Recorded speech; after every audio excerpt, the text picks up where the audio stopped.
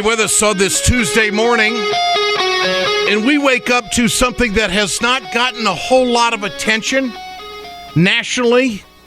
And I'll get right to it. Of course, public education is going through a tremendous amount of pressure in every school district in this country when it comes to funding, when it comes to priorities, and when it comes to federal help.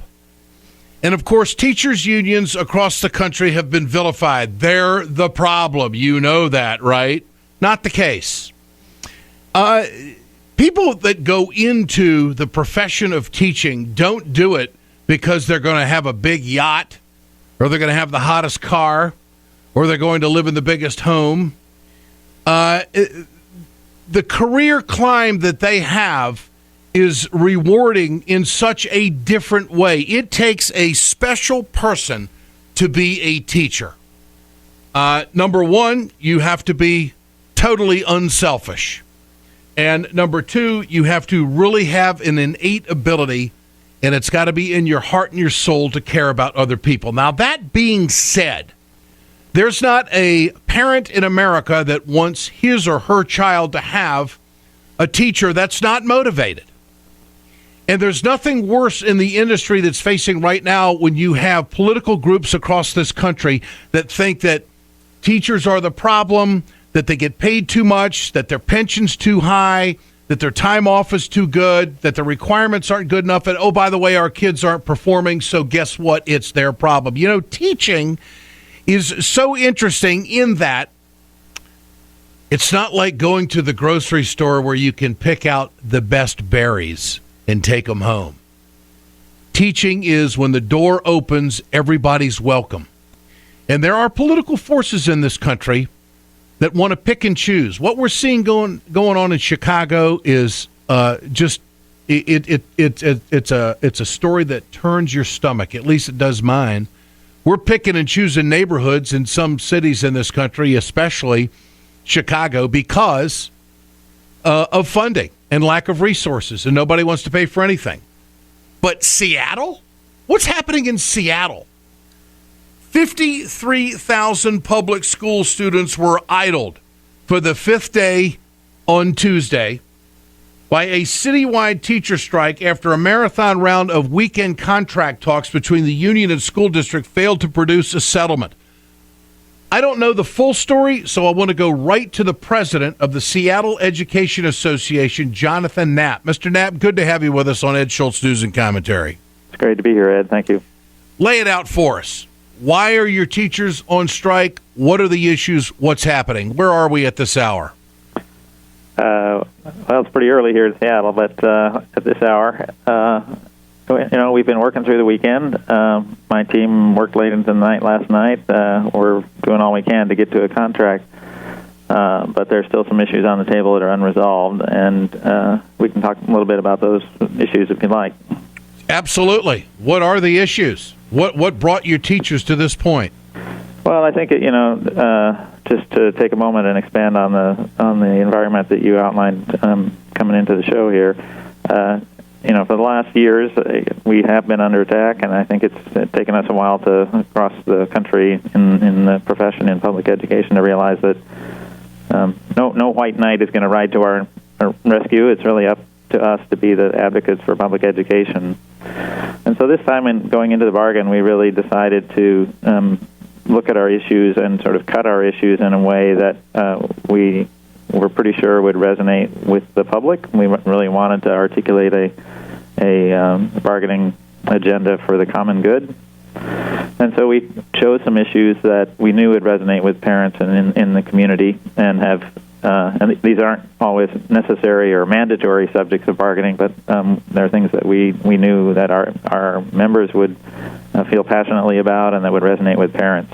So that's a conscious strategy that we've used going into this year's bargaining. Okay, so there are wages at issue right now. I understand that there has not been a cost of living increase for these teachers in over 6 years. Is that correct?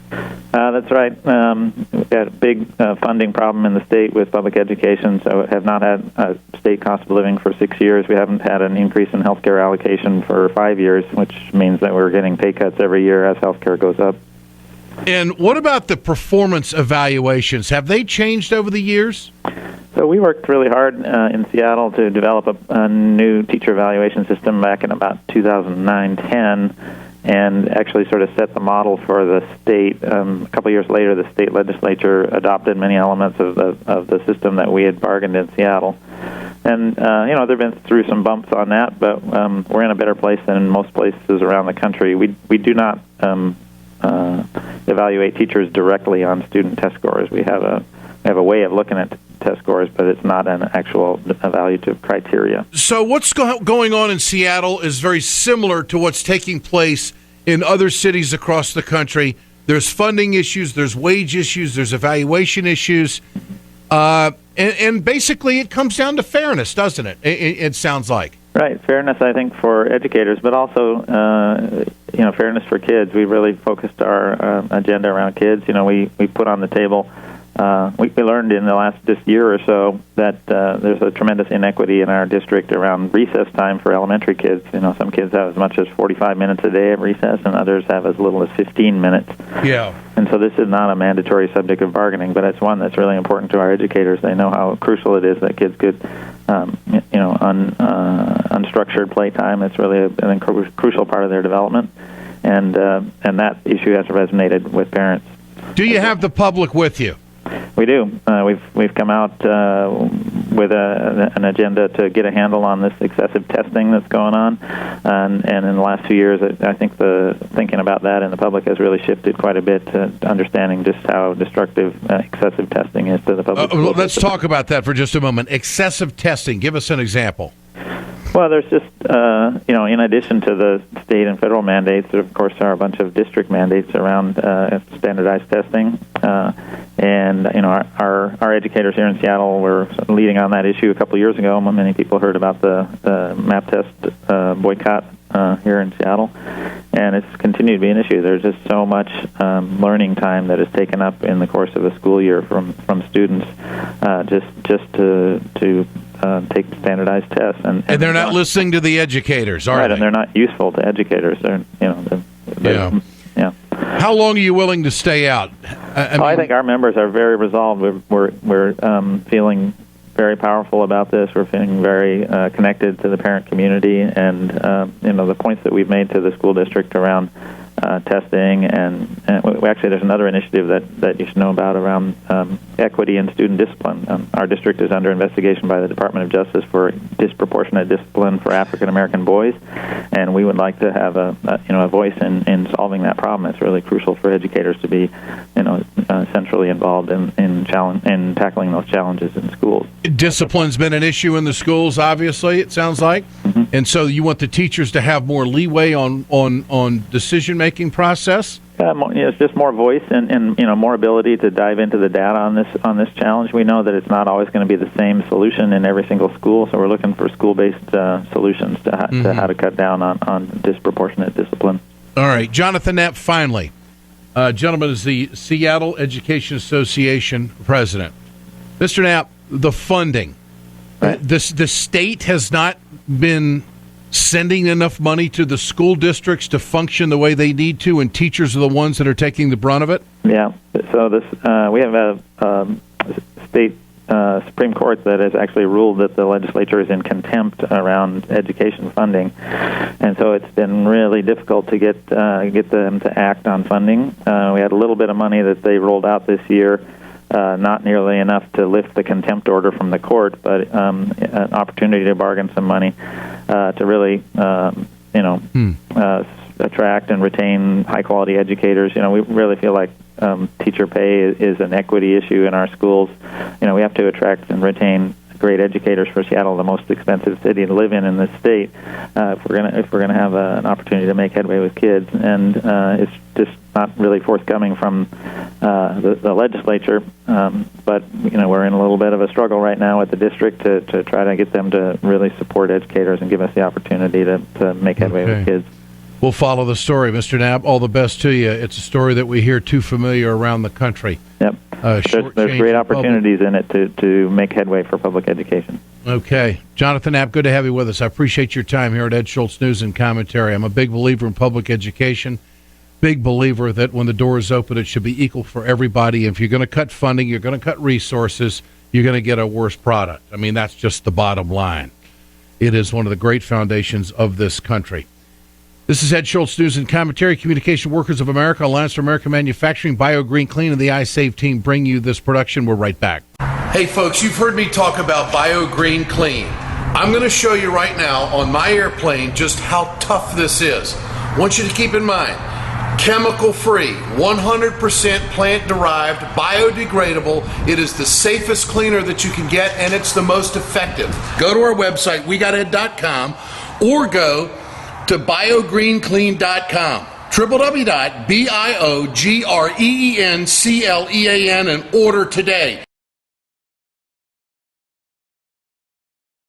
It's time to continue our conversation about mechanical insulation. Mechanical insulation is for the piping systems in our nation's commercial and industrial facilities. Facility owners are burning up billions of dollars through the lack of mechanical insulation on these piping systems. Call the iSave team. Insulation saves America valuable energy, and this team of energy conservation specialists is shovel-ready to save you money. Visit iSaveTeam.org to have a specialist give your plant an energy audit. We perpetuate a culture of crime all the way from Wall Street right down to the main street in our hometowns. It's worse than it has been since FDR took control of the problem and said we can't count on industry taking care of the American labor. They probably have already engaged into some type of criminal cover-up, and the law prohibits the government from even doing anything about it.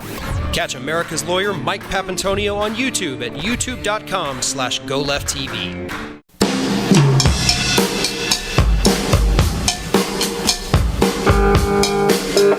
Well, he was supposed to be the darling of the right, that if he cozied up to the Koch brothers enough that he would be the guy. Turns out that Scott Walker's policies, his direction, are wrong for America, and people all over are figuring that out. Joining us now, International Steelworkers International President Leo Gerard. Mr. Gerard, good to have you with us.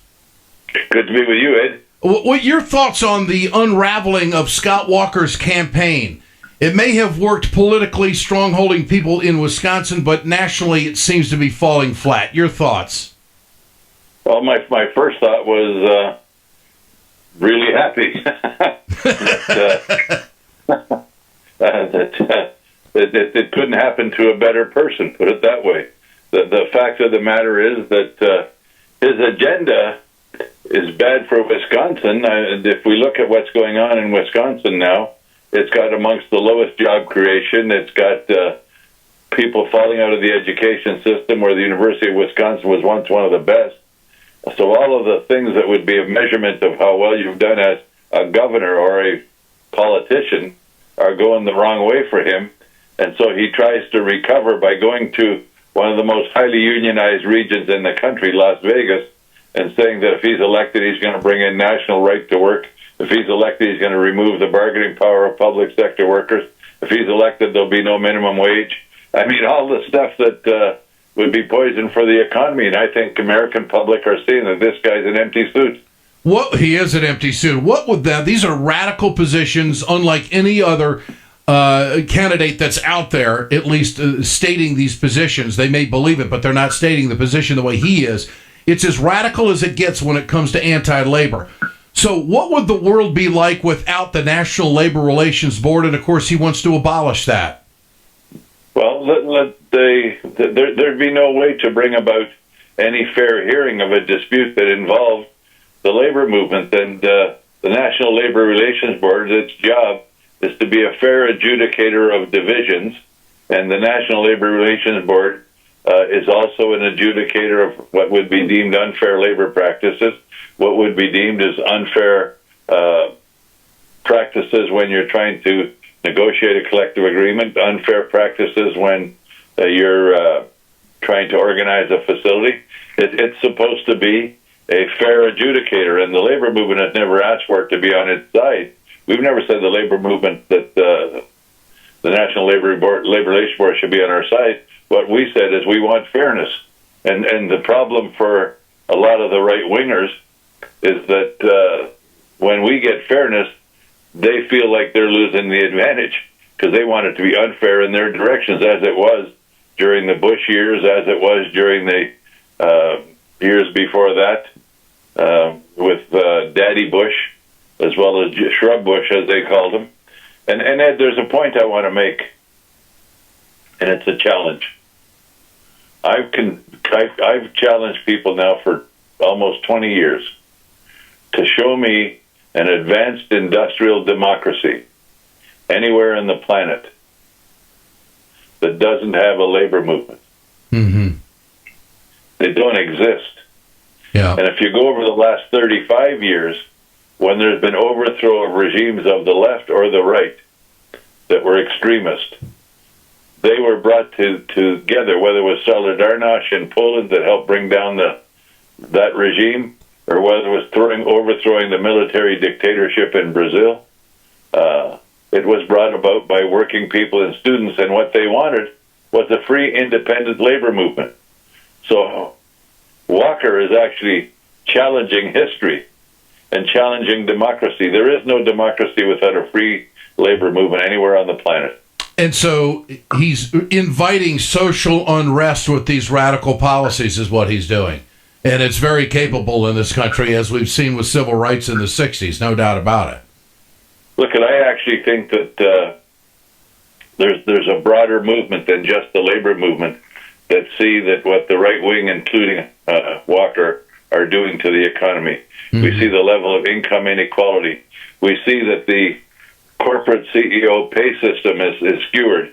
That there's a study's come out now from Harvard that shows that of the Fortune 500 companies, almost 460 of them spent the first 53% of their income as corporations buying back their own stock. Yeah. Another 37% of their income paid out in dividends. That means that it leaves about 9% for research and development, for marketing, for wages, for putting something away for the future. That system is broken. And CEOs, the most recent one, and we wrote about it, the CEO of United, he knew he was going to be in trouble for the deal he cooked with the guy from Bridgegate in New Jersey. A few months before he was going to resign, he bought $3 billion, three with a billion with a B, dollars of United stock, drove the stock price up, which lines his pockets, and then he's forced to resign. Don't tell me that wasn't the scam. So these policies clearly are contributing to the income divide, to the haves and the have-nots of this society. And when you get someone like Scott Walker, who is ginning up and lining the pockets, getting his pockets lined by people who support this kind of stuff, it creates a political divide unlike anything we've ever seen. The good news is the people are figuring this guy out. Yeah, I think that you're hitting it right on the nail. And in addition to that, if you can do historical analysis. It doesn't have to be just today. Scott Walker is playing against or for, depending on which way you look at it, historical analysis. As there's been an attack on the labor movement since Ronald Reagan, and since they've made it harder and harder for workers to be represented and to negotiate collective agreements and to be organized, you see the growth in productivity and you see the flatness in income. As you see that happening, you see the growth in income inequality. And that's because of, like Bernie Sanders has said, the top 0.1% of 1% are garnering almost 90% of all the real wealth that's created in the country. The system can't be sustained that way. You can't have the kind of open, democratic, consumer-driven system if you starve the consumers. Leo Gerard, always a pleasure. Great to have you with us. President, Steelworkers International Union. We'll do it again. Thanks, Leo. Speaking truth to power, no question about it. Thanks so much. Donald Trump and Bernie Sanders, the uniqueness of their campaigns on full display yesterday. Stay with us. We're right back on Ed Schultz News and Commentary.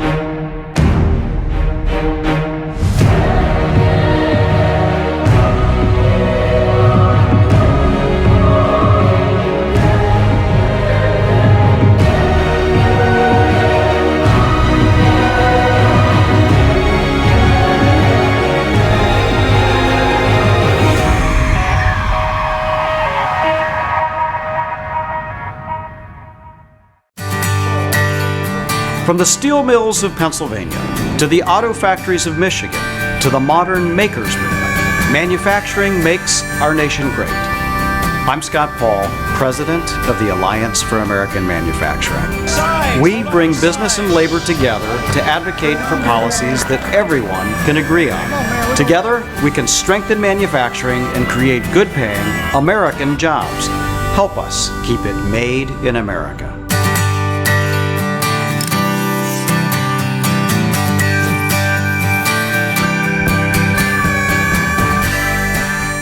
The Ed Schultz Internet broadcast is brought to you by the Ring of Fire radio show. Listen to the Ring of Fire weekends on radio stations across the country. Get more information and the news of the day at ringoffireradio.com. Good to have you with us here on Ed Schultz News and Commentary on this Tuesday edition.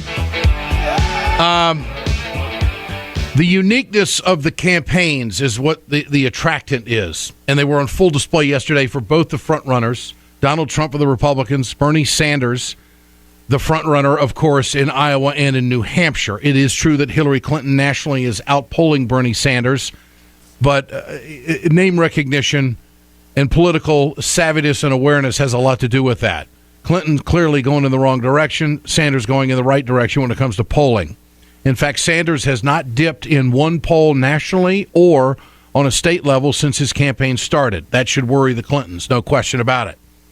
But the uniqueness of Trump, if you ask yourself the question, if you were a billionaire, would you hassle your life with running for president? I mean, you got to really want to do this. There's a lot of other things that, as a billionaire, Donald Trump could do. And the freshness of this is that he doesn't want your money. And he openly talks about it.